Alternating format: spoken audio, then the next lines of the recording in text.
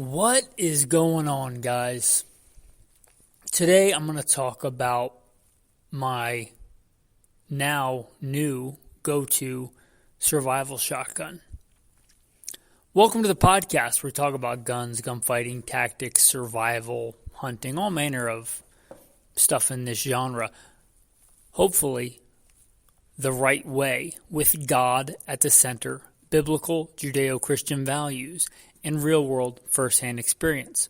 On that, military, law enforcement, private security, contracting, competition shooting, hunting, and some other stuff, bio bullet points in the show notes. With that, blessed be the Lord my rock, who trains my hands for war and fingers for battle. Let's get into the episode. I am a big proponent, perhaps annoyingly so, of the shotgun, because so many people, the gun tube glitterati and stuff are talking about, you got to have this next cool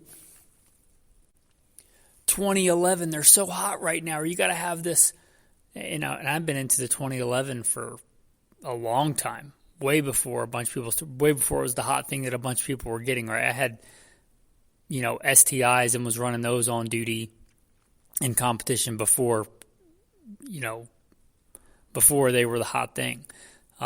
Or you got to have the tactical lever action 4570 or whatever they're pushing right now. I don't know. I don't do social media. I don't even have television, but whatever they're pushing, right? And a lot of people are not pushing the shotgun because I guess it's just not hot right now. It's not selling right now. It's not what the cool gun tube glitterati that want to be famous and are using guns as a niche thing to get in there are trying to push. But the shotgun is the most versatile small arm you and I can own.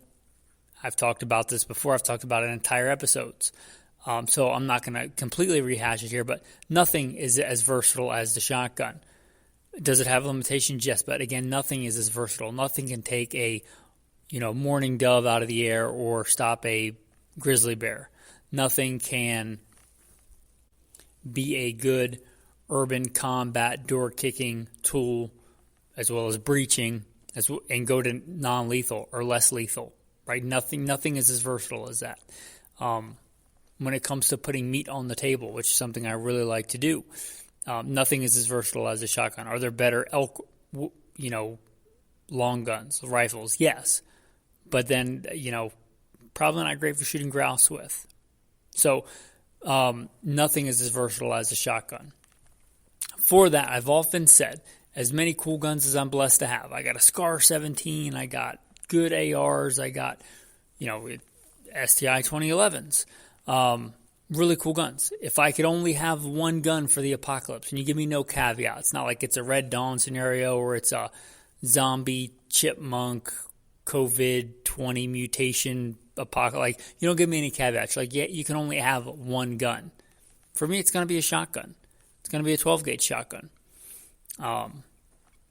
So I've said that before, and you give me caveats like it's a battlefield. Yeah, I'm going to take a battle rifle. But, again, broad spectrum from kicking down doors to, taking birds out of the air. The shotgun's where it's at. So if you give me no caveats, I'm going to pick the shotgun. So this is not the place to rehash it. You can disagree and say, I would choose X, Y, or Z, and that's fine. But I think even if you were generally going to have a go-to something else in a core battery of firearms, you should have a good, versatile shotgun. And a good, versatile survival shotgun is not a bird hunting shotgun, right? It's not a smooth tube with a bead on it. It's not a tactical abomination that's only tactical. That's like a heat-shielded, riot gun. It's a good, versatile shotgun with good rifle sights with interchangeable chokes. Again, I've talked about this before, but there are many versions of this, but a good, versatile shotgun with interchangeable chokes with good sights, because it's not a bird hunting shotgun. I can take birds out of the air with rifle-sighted shotgun with a smooth bore. I can do it. I can do it. I've hunted quail like that. In 2026, we have the ability to mount an optic It's not going to be as good as a dedicated, bird hunting shotgun like a good over and under, but it's capable, and it's much better at other things like hunting deer or elk. I took my elk, not this year, but the year before, with a smoothbore shotgun with rifle sights. You certainly can do it. Again, versatility, right? So that's what I think as a good go-to survival shotgun. Smoothbore, interchangeable chokes, rifle sights, and probably the ability to mount an optic. Now, for a long, long time, I have said my go-to for that would either be a Benelli M2, and I've been blessed to have many Benellis. I've had a Benelli M4. It's a good door-kicking shotgun, not a great versatile shotgun. But a Benelli M2, which I really like, good, probably the best. If you're going to stick with a semi-auto, this I still think is the best. Or going with a pump, I've often said my go-to would be the 590S, which I still really love. It's a great gun. I'm blessed to have it. I have a 590S Van Comp, very expensive 590S. And I specify the S because it can take short shells. I really like that shotgun. It's a very, very versatile shotgun, very smooth shooting. It's more pleasant if I'm doing high volume training and practice with a shotgun because it's got less recoil because it's backboard, it's ported, it's the Van Comp edition. It's very pleasant to shoot even 12 gauge through it. But there's a new kid on the block. I've had it for a while now. I've tested it out, and I think if that, you told me I could only grab one gun, not even my most expensive gun, not even my most expensive shotgun. But if you said I could only grab one gun for the apocalypse and you give me no caveats, and I can grab all the ammo that I want, different kinds of ammo or whatever, and I can only have one gun, I think those two have been dethroned, which may come as a shock to many people. But this year I went out and bought a new shotgun, one of the new products that I thought was really good, because we see all kinds of stuff that gets pushed on the market, like another 3D titanium suppressor that all the gun tube glitterati are telling you need to have for some reason that nobody can explain. But, it's 5% better, however you quantify that, than the other suppressor that was out a year ago. It's got some super unobtainium, Inconel backboard, low pressure, whiz-bang fidget spinner on it. I think one of the things that came out that was worth getting was the Benelli Nova Tactical, the new one, the Benelli Nova, whatever generation the newest one is, right? Why did I think it was way better and worth getting? Well, because it comes in black multicam. I'm just kidding. Because it had some really good features, right? It has a shorter receiver, which I like. It has the ability to take interchangeable chokes. A lot of the older tactical Novas, because the Nova's been around a long time, or the Nova's been around since my best friend had one. We had one for hunting growing up. My best friend ran one of those. I ran an old Remington 1100. I wasn't old at the time. They're pretty old now. But the Nova was around. So the Nova's been around a long time. There was a Nova, there was a Supernova. Now there's this new generation of Nova. Nova's not new, but this one has some new features. Again, shorter receiver because nobody really runs the 3.5-inch shells anymore. 2 3/4 and 3 inches all you need.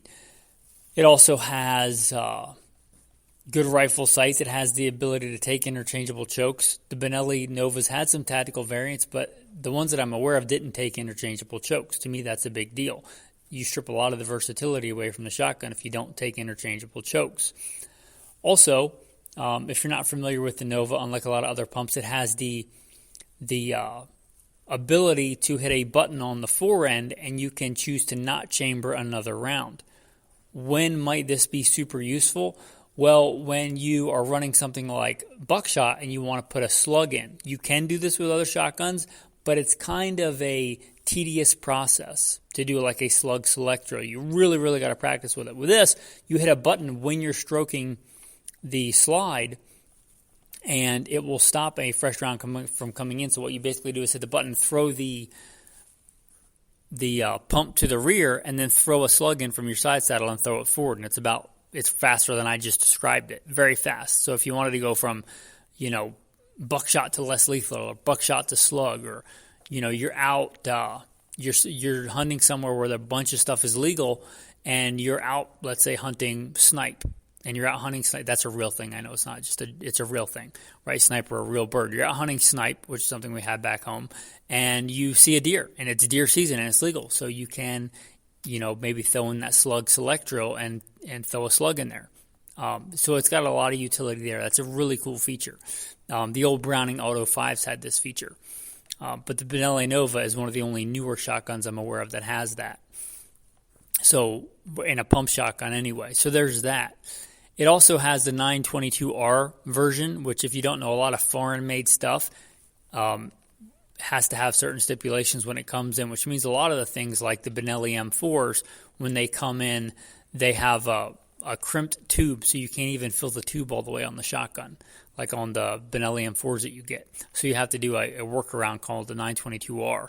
Well, the newer Benelli Novas, one of those versions has that, so you can get it with the extended tube from jump. Not a huge deal. You can do it on your own, but it's nice to have it from the factory. And detachable QD sling swivels may seem like a minor feature, but it's really nice to have that. It's really nice to have a good sling to be able to quick detach and add on there. That's one of the innovations that's come around in the past decade or so that's become common. That's really nice to have. So it has that. That's a big deal.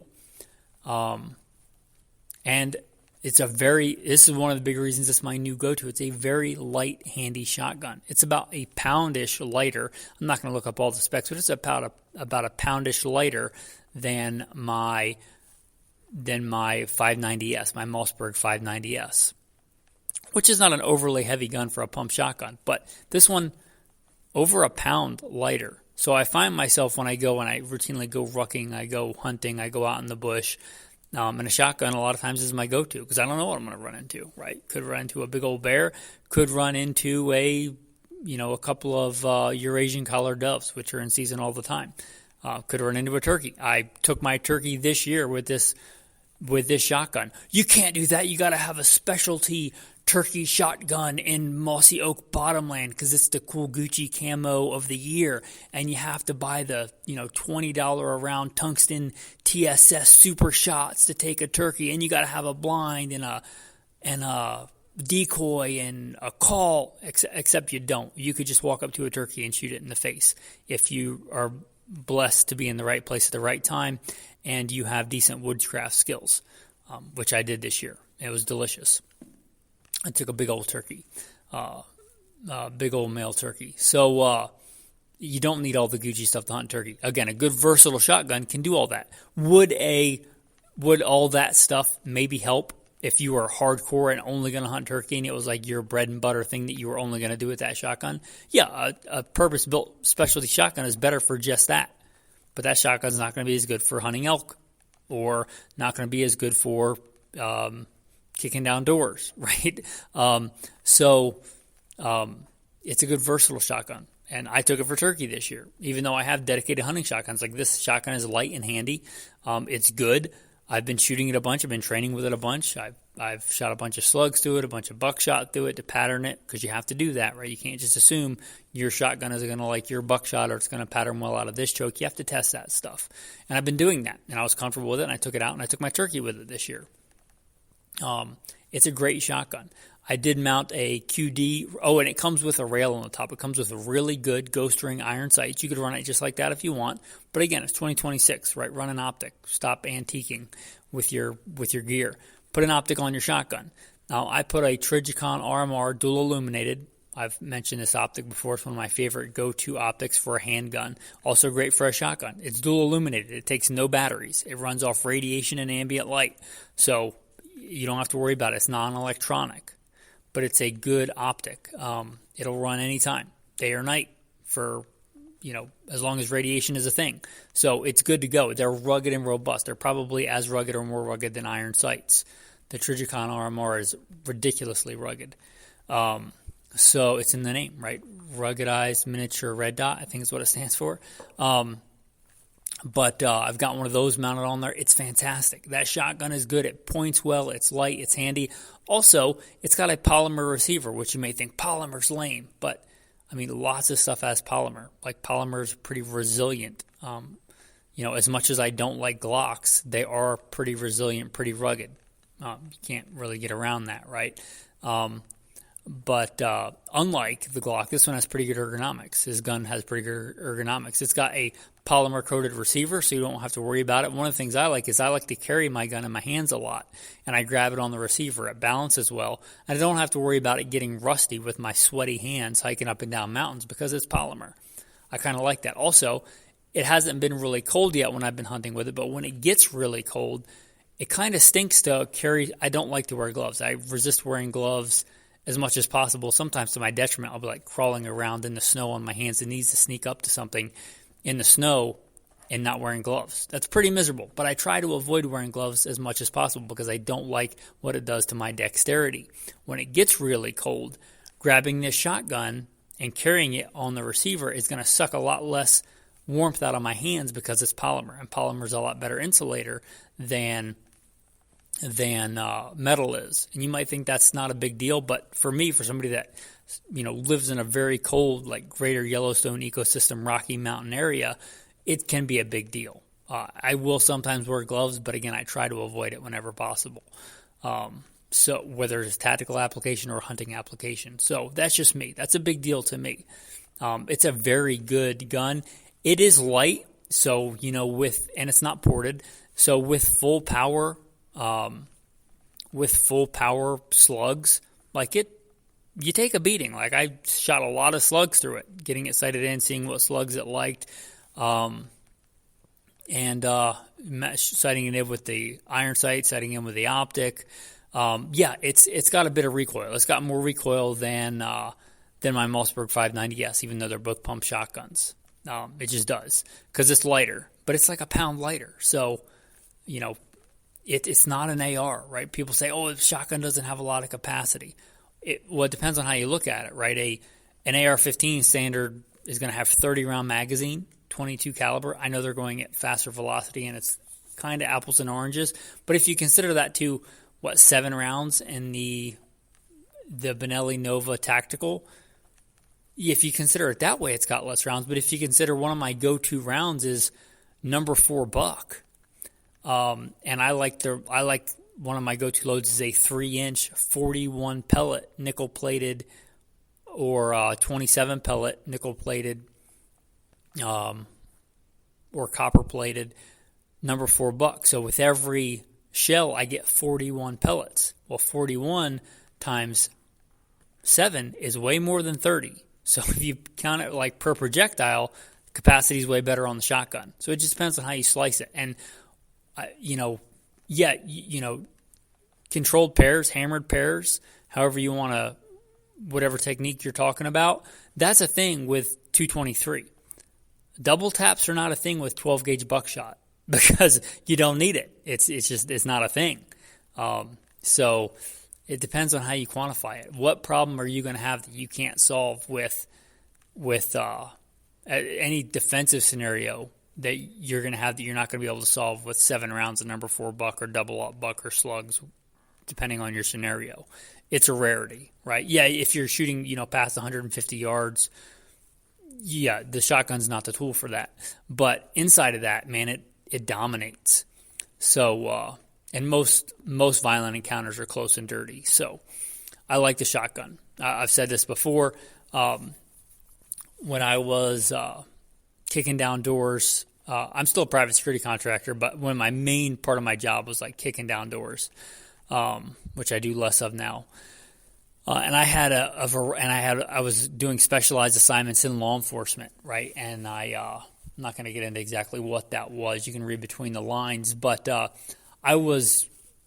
had like free access to the armory. I had access to submachine guns. I had access to like full auto assault rifles, like full auto M4s, CAR 15s. I had access to Thompson submachine guns, right? Like the old, because we still had them in the armory, right? And I would take them out to shoot them just for fun. But when it came to kicking down doors when somebody might be trying to kill me and I wanted to remain breathing when I was done, the most common thing that I took was a Remington 870 with buckshot and slugs. I still love the 870. I can't recommend the 870 because Remington's gone through some real struggles as of late. and their quality control's not great. They're not great. I bought one brand new when they started coming back out with the 870 after their bankruptcy because I thought, I want to support Remington, and I like the 870, so I bought one, and it didn't run brand new out of the box. So I can't recommend those. That's not even on the list. If they were coming out with a good brand new Police Magnum, which I don't believe they are right now, maybe that would be in the running, but it's not. If you want to get an older one and restore it, I do have an old Wingmaster that, like, they used those before the Police Magnums. I have one of those. It's good. It's not as versatile as this Benelli Nova. So as much as I love other shotguns, again, if I was picking one right now, no caveats, this is a hard one to beat. One of the things I didn't mention that's common to Benelli's is chrome line barrel, much like you'd have on a 30 cal machine gun. It's got a chrome line barrel. Shotguns are already some of the pump shotguns, like not some cheap Turkish semi-auto clone, right? But a good pump shotgun is one of the most rugged, reliable, simple, repeating firearms, like meaning reasonable rate of fire, not like a single shot or something, but simple, rugged, reliable, reasonable rate of fire firearms on the planet. And Benelli's are even more so. You got polymer, you got a chrome line barrel. It's a really rugged firearm. So there's that. And again, you go back to the versatility of the shotgun. So right now, if you gave me no caveats and said the peanut butter and chocolate has hit the fan, the balloon is going up, you can only grab a gun. As much as I love, competing with a handgun, as much as I love tactical rifles, as much as I love my SCAR-17, if you don't tell me it's a battlefield, you just tell me I can only have one gun, and that's the only gun I can take, I'm probably taking the shotgun. And right now it's going to be that Benelli Nova Tactical. One of the few really, really, I think, well, I guess that's not true. There are several good firearms that have come out recently. But you don't see a lot of innovation in shotguns. This shotgun, fantastic. So as much as I've recommended other shotguns in the past, again, there's applications where I would absolutely want a semi-auto, but if I was recommending one go-to survival shotgun now that I have this one in 2026, even to my own surprise, it has dethroned both the Benelli M2 and the Mossberg 590S. So do your own research. Maybe it will or will not work for you. It's not perfect. There are some things I would change about it if I were designing it, but I can say that about the other shotguns as well. It's a fantastic shotgun. The Benelli Nova, the new king of survival shotguns, says me. You could disagree. With that, thanks for listening. The wicked flee when no one pursues, but the righteous are as bold as lions. That's your tactical verse of the day, and a good one, I think, and applicable to this episode. It's a good verse. With that, thanks for listening, and have a blessed day.